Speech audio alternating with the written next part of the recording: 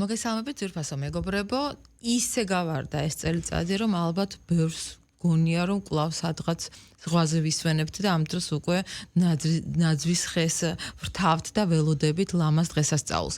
როგორი იყო ეს წელი საქართველოსთვის, რას გავუძერით, როგორ ტურბულენტობას? მთავარია არ ჩამოიშალა ქვეყანა, არ ჩავერთეთ ომში, რაც მთავარი იყო, გვაქვს ეკონომიკური ზრდა, ბევრი სიკეთე არის, რაც არის ქვეყანაში და არის კიდევ საინფორმაციო საშუალებები, რომელიც მუდმივად ტყუიან თუ რა ხდება მსოფლიოში. მაგალითად პარიზში ჩვენი ულამაზესი საფრანგეთის დედაქალაქი პარიზი მასპინძლობს რუსეთის კინოს ფესტივალს. ერთი კვირა გადაჭრელებულია თელი საფრანგეთი და არაჩვეულებრივი მოვლენა არის ეს. და ძალიან ლამაზი. კუშნერი თავისი დიდი რაზმით მე-6-ს სტუმრობს მოსკოვს და მე მგონი რაღაცა ჩვევად ექცა ეს ყველაფერი. რაც შეეხება ბრიუსელს, იქ გაყინეს 200-ზე მეტი მილიარდი რუსული აქტივები, რომელიც არ გადასცეს უკრაინას, რა თქინდაო პრობლემებიო ბრიუსელის თავკაცმა თქვა. მერე რუსებიო კარგი იურისტებს იპოვიან და მოგკითხავენ მოკლედ ჩვენო. საოცარი ამბები ხდება, ცალკე მაკრონი იქ იხვეწება არიქა შემახვედრეთ პუტინსო და არის დიდი გაწია გამოწია. ქართულ ტელეარხებს რა თქმა უნდა არ გულისხმობთ ჩვენს ძვირფას ტელევიზიას პოსტივის და ადეკვატურად მოაზროვნე ტელევიზიებს, მაგრამ ისეთი ხდება, რომ გონია რომ საერთოდ სხვა პარალელურ სამყაროში ცხოვრობ.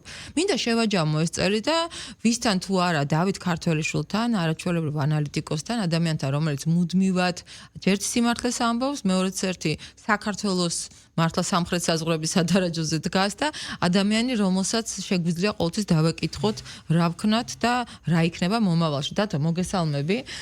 მოგესალმები ლალი, ყოველთვის დიდი ზეიმია ჩემთვის შენ სტუდიაში და შენს არაჩვეულებრივ გადაცემაში მობრძანება. მადლობა, ძალიან დიდი და მოდი ჯერ გადავხედოთ რა იყო. შენ რა დაგამახსოვრდა ამ წელს ყველაზე მნიშვნელოვანი მაგ. გადასარევი წელი იყო ჩემო ლალი, რთული, მძიმე, მაგრამ გადასარევი.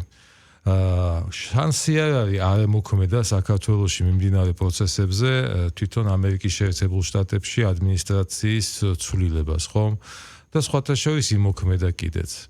ყოველგვარი აჟიტირებული უსამართლო დამოკიდებულების და ყურადღების გარეშე, რომლითაც გვანებივრებდნენ სამწუხაროდ წინა ადმინისტრაციის ყოველივე წელიწადს და დღეში ორჯერ სამჯერ საქართველოს ეძღვნებოდა რაღაცა სიგიჟე პრესკონფერენციები და მეთიუ მილერს ეზრდებოდა ცხვირი ყოველ პრესკონფერენციაზე. და ეს კარდები საელჩოსი ნუ სასწაული რაც წერებოდა. სიწყნარია რა. აი როგორი დამამშვიდებელი სიწყნარია იცი? როდესაც ამის მოსწავლებელი არა ხო?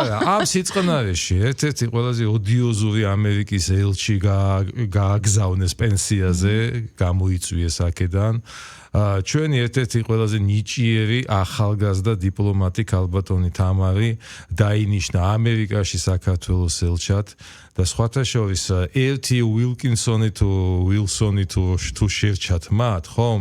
ქალბატონ თამარ ტალიაშვილს აი თვე არ გადის მის Facebook ვერც თუ გაეცნობით, რომ ახალი მეგობარი სენატორი, ახალი მეგობარი კონგრესმენი რომ არ შეიძინოს ჩვენთვის, ჩვენი ურთიერთობებისთვის, რამაც თავისი ნაყოფი გამოიღო, ხომ? მთელი წლის განმავლობაში ელოდებოდნენ რაღაცა საქართველოს დამანგრეվել მეგობარი აქტის შემოღებას, რომელიც საერთოდ გაფლავდა, ჩაფლავდა და ჩაშილაფლავდა ისე, რომ განსახილველადაც კი არ მიიღეს, ხომ?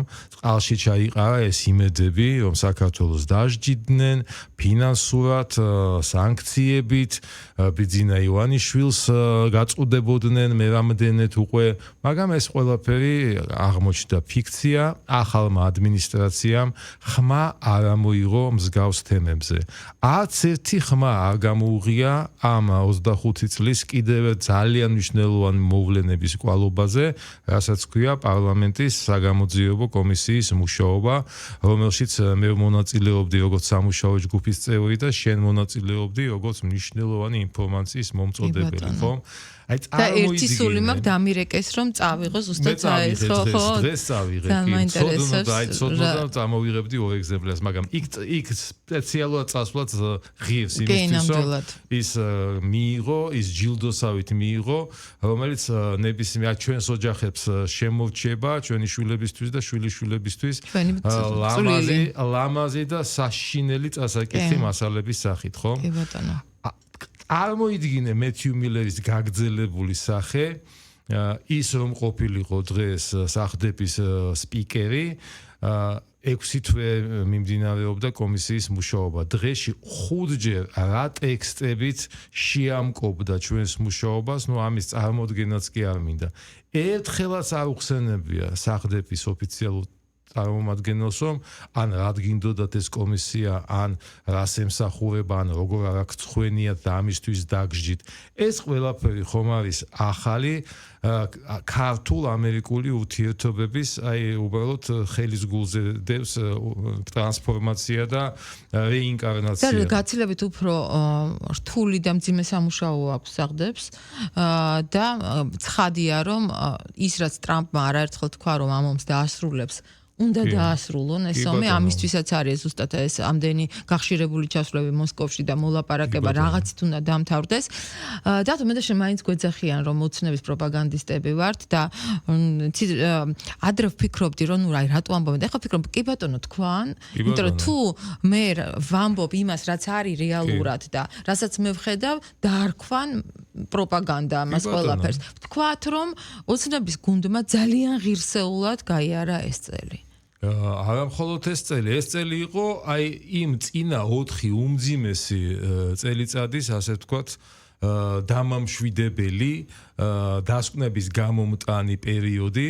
როდესაც მე და შენც გვეშლება ხოლმე მე-5 თუ მე-6 სერიოზული მცდელობა სახელმწიფო გადატრიალების ხომ იქნა მოგერიებული ამ ქვეყანაში, როდესაც თავისით მართლა ჩაიფუშა ის რაღაცა უაზო პერფორმანსი, რუსთაველი გადავკეტოთ და ამით ვიქნები, ამით შევალთ რაღაც 64-ში და დავამარცხებთ ჯოჯოხეთს. აი ამ პროცესებმაც ისე ჩაიარეს ხო ყოველგვარი შედეგის გარეშე რომ აბსოლუტური მარგინალიზაცია მოხდა თავისით თითქოს ხომ იმ პროცესების რასაც აგულიანებდა და აძლიერებდა წინა ადმინისტრაცია ამერიკის პირველ რიგში დაფინანსებით. აი ხომ შეეტყო, ხომ დაეტყო რომ რაღაცა ნაკადები აღარ შემოდის საქართველოში, ვინაიდან ერთ-ერთი პირველი დანაპირი, რომელიც მართლა შეასრულა ტრამპმა, ეს იყო USAID-ის და NED-ის და Soros-ის ფონდის მეშვეობით საქართველოში და არა მხოლოდ საქართველოში, აი ამ რევოლუციებისთვის და გადატრიალებისთვის და რაღაცა ფერადი სიგიჟეებისთვის წამოსული თანხები, ხომ?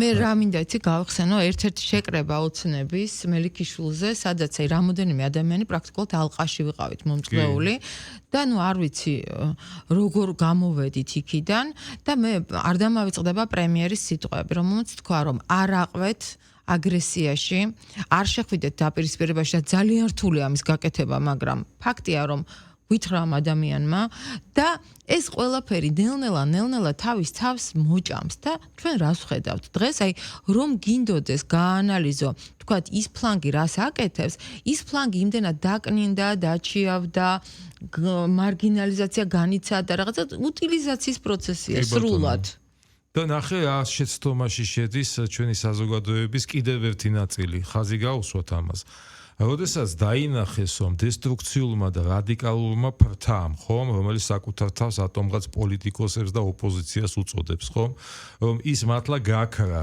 აი ჰორიზონტიდან გაქრა, პოლიტიკური ველიდან გაქრა, იმის მაგივრად რომ კონსტრუქცია ააგონ და არქიტექტურა ააგონ რაღაც პოლიტიკური და პარტიული ტიპის წარმონაქმნის შექმნან რადიკალიზაციის გზას დაადგა ის მეორე ნაწილი პოლიტიკური სპექტრის და ჩვენმა საზოგადოებამ იმ მეორე ნაწილსაც ძალიან კარგად უპასუხა, რომ ჩვენ გადავიღალეთ რა. მოდით რა, ნუ გვაშინებთ იმ შავი კატით ბნელ ოთახში, სადაც ის კატა არ არსებობს რა. არც ის ოთახი არ არსებობს. დაუპირისპირეთ რა, იმ პრობლემებს და ამაზე ამ სტუდიიდანაც არაერთხელ გვისაუბრია. იმ რეალურ პრობლემებს დაუპირისპირეთ რაღაცა კონსტრუქციული ხასიათი თქვენი პოლიტიკური მსჯელობისა, სადაც ჩანს ხომ რომ ქართული ოცნების ყოფილი ჩინოსნების თუ მაღალ ჩინოსნების წიაღში სამწუხაროდ ის მანკიერება, რასაც ქვია ვერცხლის მოყვარეობა, რასაც ქვია ნეპოტიზმი, რასაც ქვია კორუფცია,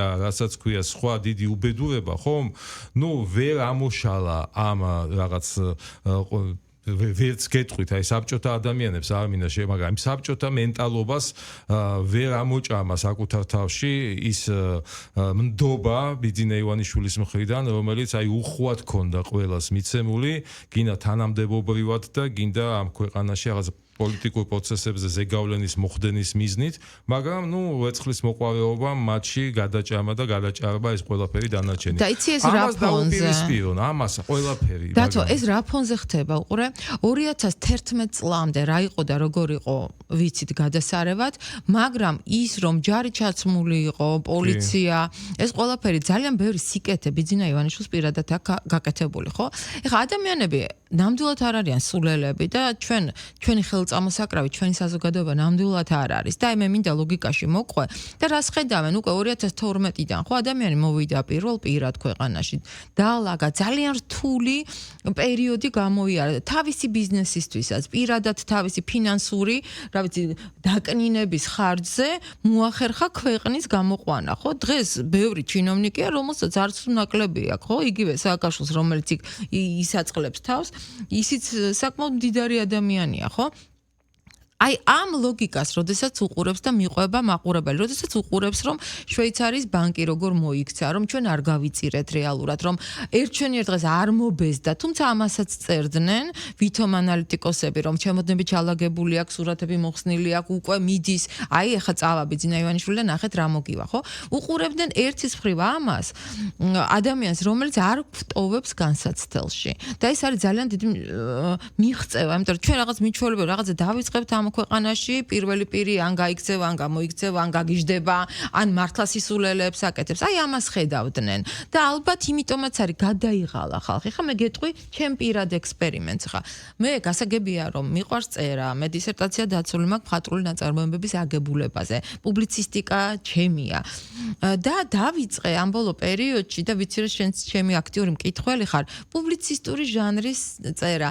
თუნდაც იმ ყოფაზე რომელიც ჩვენ გარშემოა. ოღონდ არა დამთრგუნველი, არა პირიქით, იმ რომანტიზმით წარსულის, იმ რაღაც ლამაზი ამბების და დათო, როდესაც ვხედავ რომ 3, 4, 5,000 მოწონება, 10,000 ვიდეო, რომელიც არის გაწონასწორებული თბილი, რბილი, ტკბილი, იმას აქვს 9 მილიონიანი ნახვები. არავის აღარ უნდა, არ ჩენი აგრესიული პოსტი, არ ჩენი წყევლა, არ ჩენი კრულვა და რეაგირება აი ამაზე ხალხს აღარ უნდა. აი აქედან გამომდინარეა ეს ყველაფერი. კი ბატონო, და ხალხი და საზოგადოება უკვე რეალურად ხედავს, წარმოიდგინეთ თებერვალში 4 წელი და მე-5 წელიწადში ღმერთს ვარაქნას რომ გადავიდეს, მაგრამ დიდი ალბათობაა, ხომ? რომ უკრაინაში მიმდინარე კოშმარმა გადაიაროს ეს 4 წლიანი რაღაცა საკრალური პერიოდი, 4 წელი იყო მეორე მსოფლიო ომი, რა წარმოიდგინე და უკრაინის ომი მიმდინარეობს 4 წელიწადი. თავისი ნგრევით, თავისი ასობით, ათასობით მსხვერპლით, მილიონობით მიგრანტით, შიდა მიგრანტით და გარე მიგრანტით, ამ ყველაფერს ჩვენი საზოგადოება უყურებს. ხომ უყურებს რა მართლა მარგინალურ კვაზი სახელმწიფოდ ჩამოყალიბდა ის ნაქები მოლდოვა, ხო, რომელსაც ყოველთვის ყოველჯერზე რაღაცა გვადარებენ რაღაცა, ხომ? მოლდოვას და უკრაინას თავი გავანებოთ, კაცო, ბრმები ხომ არა ვართ, ხომ ვხედავთ რა ხდება ევროკავშირში. ევროკავშირში ხდება სასწაული კოლაფსი, კრიზისი, ეკონომიკური ხასიათის, პოლიტიკური ხასიათის და აი ამ დღეებში სუის მახსენდება ლიტერატორი ხარ შენ და პუბლიცისტი და ჩვენთვის ერთ-ერთი საყვარელი ნაწარმოები ხომ ოსტატი და მარგარიტა, როდესაც ვოლანდი წინასწარ მეტყველებს კომუნისტ მწერალ ბერლიოს ეუბნება რომ საღამოს შენ თავს მოგაჭრიანო და ის ეხუმრება და ვინ მომაჭრისო თეთრი გვარდიელებიო არა ეუბნება ვოლანდი კომკავშირელი ქალბატონი გოგონაო გაიგე აი ყველასგან მოველოდი ტრიგერს ხომ იმ ევროკავშირში აი ჩვენს თვალწინ განვითარებული მოვლენებისა ოღონდ არა ბელგიის პრემიერ-მინისტრის მხრიდან რა აი სწორედ ბელგიის პრემიერ-მინისტრმა აიღო თავის თავზე იმ კატალიზატორის და ტრიგერის როლი არა ორბანმა არა ფიცომ არა სხვა ვიღაც კონსერვატორებმა პოლონეთიდან თუ ჩეხეთიდან ბაბიშმა და ასე შემდეგ აი აიღო თავის თავზე ბრიუსელში შუა ევროპაში აი შუა გულში ამ ევროსაბჭოთა კავშირისა და თქვა ხალხო რას ისულელეს ვაკეთებთ რას ყინავ როგორ ყინავ შენი გადაცემა დაიწყე იმით რომ პარიზში აგერ იღებენ რუსეთის კინემატოგრაფიის ნიმუშებს ერთკვირიანია ნელ-ნელა და ჩუმა და ამასაც ჩვენი აკაცუკების ტელევიზიები ხომ არ იტყვიან ნელ-ნელა წლების განმავლობაში შეჩერებული ამა თუ იმ სპორტულ ფედერაციებში უფლება რომ დროშის და ჰიმნის ნელ-ნელა ეს დაუბრუნდა მაგალითად ძიუდოს სადაც უკვე საერთაშორისო ტურნირებზე უკვე ჰიმნიც ისმის და დროშაც და ასე შემდეგ ხომ ხვალ ფიგურულ სრიალზეც საუბარია რომ ხვალ იქაც დააბრუნებენ არა მხოლოდ დროშას ჰიმნს თვითონ რუს სპორტსმენებს რომლებიც არიან ნუ არ ვიცი ისტორიული ჩემპიონები სპორტის აი ამ სახეობაში და ასე შემდეგ არაფერს არ იძახიან იმაზე ბალტიისპირეთის ეს კვაზი სახელმწიფოები ასევე რუსეთში რეექსპორტის რომელ დარგში არიან ლიდერები ხომ დღეს და რაღაც ღვინის შეტანა იქნება თუ ალკოჰოლის სხვა ნაწარმოებისა ნუ მოკლედ აი როგორ გითხრა რა აი ეს ორმაგი სტანდარტი უკვე იმდენად ამოუვიდა ხალხს ყელში თვითონ ევროპაში და ჩვენც ხომ ვხედავთ რომ ჩვენ თვალწინ იქმნება ახალი ცენტრი, ცენტრალური ევროპა დავარქვათ ამას თუ აღმოსავლეთ ევროპა, რომელიც მართლაც იმდენად სწრაფად ვითარდება მოვლენები, რომ ხვალ ზეგ იმ ჩვენთვისაც იქნება ძალიან საინტერესო მიმზიდველი მათთან ინტეგრაცია ნებისმიერი ეკონომიკური პირველ რიგში, ხო? და ის რამაც დრო მოჭამა და სხვათა შორის ვის ხელში მოჭამა დრო, მოდი ჩამოვთვალოთ. ეს არის ორი ფრთა. დააკვირდი, ერთი არის რაღაც კორუფციის ფრთა, ოფიციალური კორუფციის საქმეებზე უსულა ფონ დერ ლაიენის წინააღმდეგ მიმდინარეობს არაერთი გამოძიება, ხო? და მეორე კაია კალასი საოცრება. ეს არის მეორე ფრთა. ესენი არიან საბჭოთა ფუნქციონერების წარმატებული მაჟორი შვილები. ეს იქნება კაია კალასი, რომლის მამა იყო ესტონეთში საბჭოთა ფუნქციონერი. ეს არის მარტა კოსი, რომლის მამა იყო იუგოსლავიის კგბ-ს ერთ-ერთი მაღალჩინოსანი. ეს არის ლიეტუვას მოქმედი პრეზიდენტი ნაუსედა, რომელიც საბჭოთა ნომენკლატურა საბჭოთა, რომელიც კომუნისტურ პარტიაში საბჭოთა კავშირის ხომ ჩვენი დავით უსუფაშვილის არ იყოს, რომელიც 9 აპრილის შემდეგ შევიდა იქ. მანაც ზუსტად 99 წელს შევიდა კომუნისტური პარტიის წევრი გახდა და ეხლა ვიღაცას თუ ჯერა რომ ესენი არიან რაღაცა შუქურები დემოკრატიის თუ რაღაცა ევროპულობის თუ ევროპული ტრადიციების მატარებლები, ნუ მოდით ერთად გავიცინოთ. ხო, აი მართლა ბრიუსელმა ამას გასცა პასუხი საოცარი და მე იმედი მაქვს რომ ეხა ეს ინფორმაცია არ დარჩება მხოლოდ ამ სტუდიაში და ამაზე რეაქცია უნდა გქონდეს, იმიტომ რომ ეხა ბრიუსელი იმთავითვე არც იყო ხელწამოსაკრავი და აუცილებლად იწყვეტას თავის სიტყვას, ეჭვარავის არ ეპარებოდა, ისევე როგორც ეხა საფრანგეთი ამბობს თავის სიტყვას, ყველაზე ცუდ მდგომარეობაში მოდით რომ ვთქვათ მაინც გერმანია, იმიტომ რომ მერცი პინოქიო უწოდეს და ძალიან დასცინიან უკვე და ძალიან ისეთი მართლა როგორ ვთქვა პოლიტიკურად არასახარბიელო ადამიანი არის. აი ვინ შეიძლება და ყოფილიყო იმაზე უარესი, ვინც მისი წინამორბედი, მაგრამ აღმოჩნდა რომ უარესზე უარესი არ ილევა, ხო და გერმანიაც თავისთავად აი ესეთი ბრწყინვალე ქვეყანა, რომელიც ასეთ სულელურ აი ხა სკანდალშია გახვეული, ხო? ძალიან საინტერესო პროცესები მიდის. რას ფიქრობ? აი ხა რა შემდეგი ნაბიჯები რა იქნება? აი ხანდახან ვფიქრობ ხოლმე რა უნდა გააკეთოს მთავრობამ, რომ ის სტაბილიზაცია, რომელიც არის, უფრო და უფრო გაამყაროს, საერთოდ შეკითხვები არ დატოვოს. აი როგორ ფიქრობ, რომელი ინსტიტუტები უნდა წამოწიოს? რა უნდა მოხდეს? უფრო საინტერესოდ რომ იყოს მუშაობა და არა ვაღიარებთ, ვამბობთ, დიახ, კარგად გაგვატარეს ეს პერიოდი. აი შემდეგი ნაბიჯი რა უნდა იყოს? ამას ჩაიყარა საფუძველი 2025 წელს, როდესაც გააქტიურდა ჩვენი სამთავრობო ძალისხმევა ისეთ სასიცოცხლო ფრონტებზე, როგორიც არის მაგალითად ცენტრალური აზია, რომელიც მარტო საქართველოსთვის კი არ არის საინტერესო მიმზიდველი, არამედ არ დაგვაუწყდეს, რომ წელს სერიოზული სამიტი ჩაუტარა დონალდ ტრამპმა თეთრსახში ამ ხუთივე რესპუბლიკის ლიდერთან, ხომ? რომლებთანაც ძალიან საინტერესო ორგანიზაცია ერთიანებს ამერიკას, რომელსაც ქვია C5+1. ის +1 არის სწორედ ამერიკის შეერთებული შტატები, ხომ? ეს არის ის მიმართულება, საერთაშორისო პროექტების, ენერგეტიკული, რა ვიცი, სატრანზიტო, მაგისტრალური, ინტერნეტ, დენი, რომლითაც საზრდოობს ჩინეთი, რომელსაც არ შეუწყვეტია ევროკავშირთან თავისი ეკონომიკური ურთიერთობები და უბრალოდ ელოდება, ჩემის აზრით, იმ გაუფასურებას ევროპული აქციების და მის სრულ გაკოტრებას, რომ იაფად კი არა, შეიძლება უსასყიდლოდ ჩაიგდოს ხელში ძალიან ბევრი რამ, რასაც ისედაც ჩუმჩუმად აკეთებს. მთელი რიგი პორტები და ნავსადგურები, ხომ, ევროპული, ის რომ ჩინეთის ხელშია უკვე თავისი აშენებით თუ მენეჯმენტით თუ რაღაცა, ხომ, ამაზეც თქვენ ვერ გაიგებთ ვერაფერს. ჩინეთი უკვე რაღაც სხვა საუკუნეშია რეალურად. ამიტომ ჩვენ ზუსტად იმ მხარეს ვემხრობით, საიდანაც საქართველოსთვის მოდის სტაბილურობა და რასაც საქართველოს პასუხობს მშვიდობით, რაც ძალიან დაფასებულია. დღეს ჩვენს გარშემო, ხო, ზევით, ქვევით, გვერდით რომ გადახედო, ყველაზე დიდი ფასი აქვს მშვიდობას, რომელსაც ჩვენ ვინარჩუნებთ უკვე ამ ხელისუფლების პირობებში უკვე მე-13 წელიწადია. ხო, უპრეცედენტო რყევების აბსოლუტური უპრეცედენტო, თქვენ აი მთელი თითქოს მართლა ლუციფერი და ის ბიბლიური გოლიათი აი ამ პატარა დავითს წინააღმდეგება ამ მთელი უკანასკნელი წლების განმავლობაში და ჩვენ ამ ყველაფერს ვუძლებთ და მინდა კიდე გითხრა ოცნებამ იპოვა თავის თავში ძალა რომ ის მინისტრები ვთქვათ ის ადამიანები რომლებიც ვთქვათ მოდი ასე ვთქვათ, პატარა ქვეყანაში ცხოვრობთ. ხო, ყველა მიცის ვინ რას აშავებს და ვინ რას აფუჭებს. და ეს მუარული ხმები რო აი მაინც არაფერი არ გამოვა, თუ ფული არ მიიტანე, თუ ქთამი არ მიიტანე.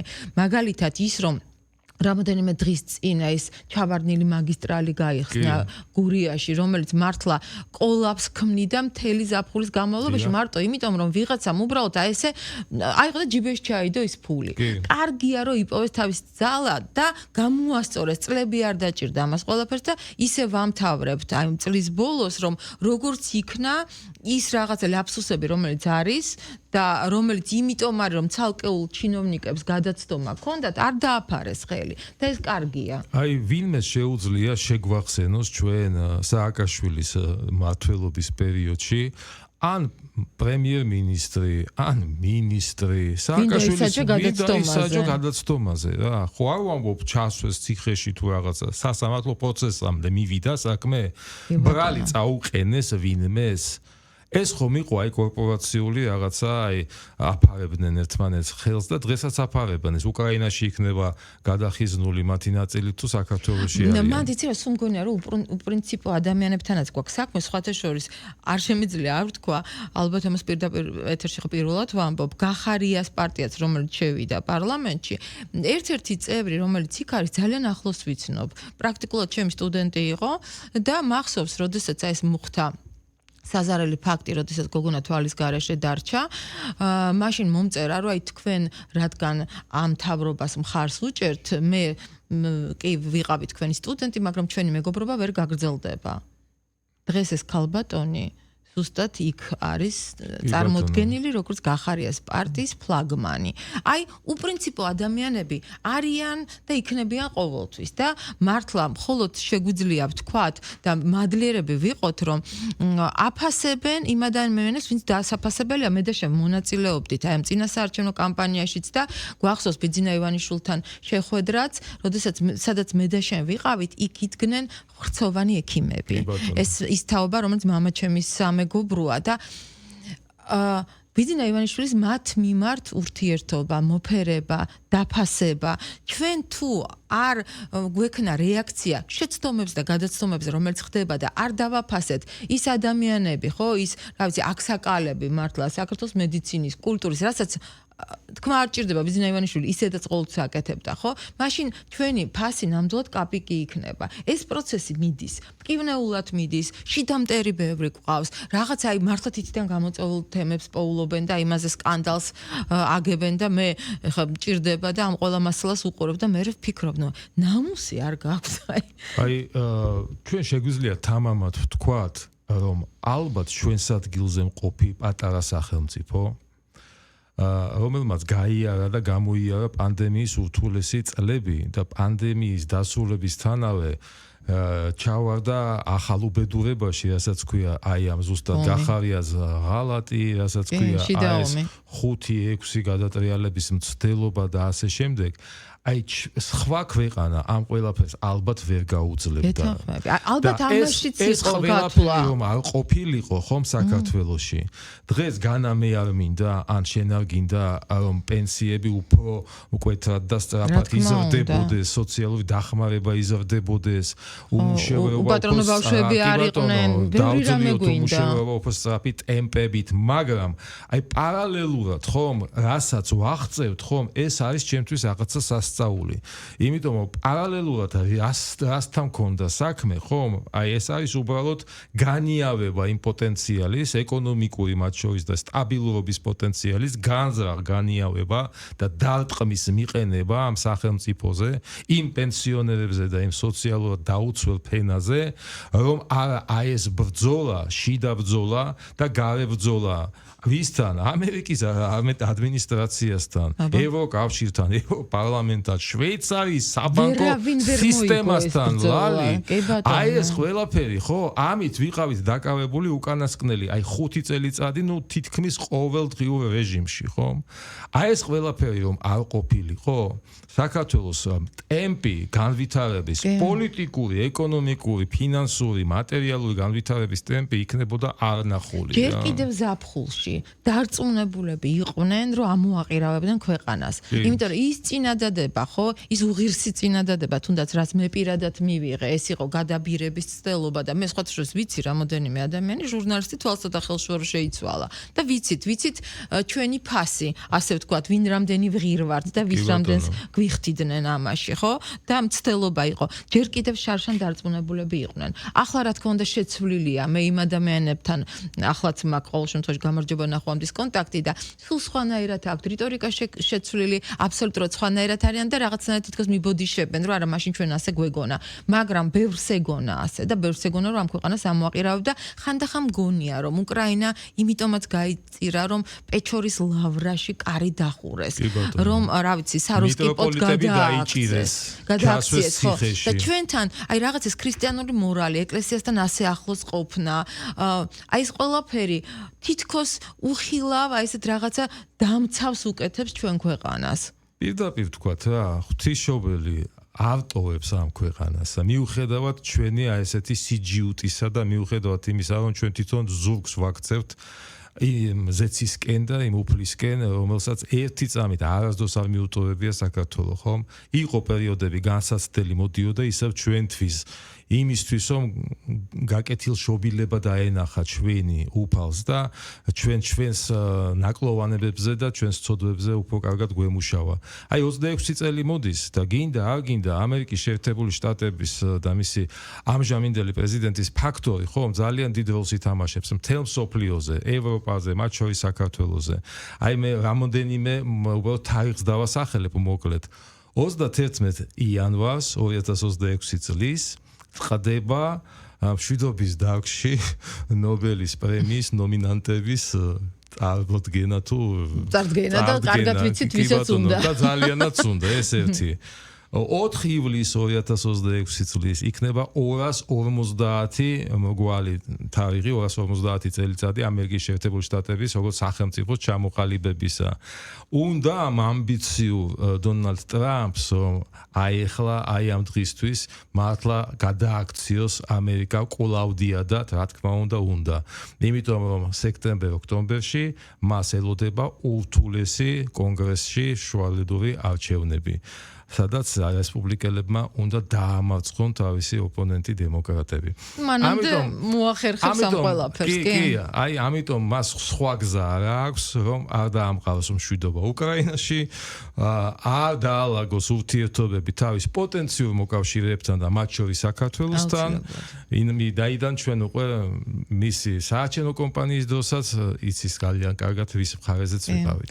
დათო, ძალიან დიდი მადლობა. მინდა გისურვო ბედნიერება, ჯანმრთელობა, სიხარული შენ პატარა გოგონებს და რა თქმა უნდა ჩვენ საქართველოს მე ამით გემშვიდობებით მომავალ წლამდე და მინდა დიდი მადლობა ჩემს ძვირფას ტელეკომპანია და რადიო კომპანია იმეც გადაუხადო იმისთვის რომ ესე ლამაზად ვითანამშრომლოთ არა მარტო ამ წლის განმავლობაში. ნახვამდის და მორუსკინას პოდკასტი იანვარში კვლავ შეგხვდებათ.